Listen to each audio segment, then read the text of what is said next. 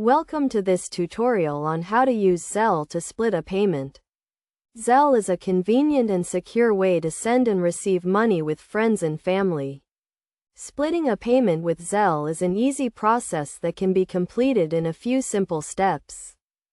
First, make sure you have the Zelle app downloaded on your mobile device and that you are enrolled with Zelle through your bank or credit union.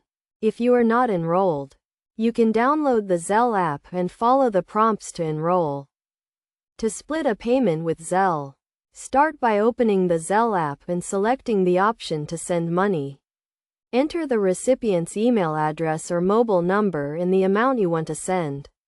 Next, select the option to split the payment. You will be prompted to enter the names and email addresses or mobile numbers of the people you want to split the payment with. You can add up to 5 people to split the payment with. Once you have added all the recipients, you will be asked to confirm the split payment. Review the list of recipients and the amount each person will receive to ensure everything is correct. After confirming the split payment, the money will be sent to each recipient's bank account. The recipients will receive a notification that they have received the money and can then transfer it to their bank account.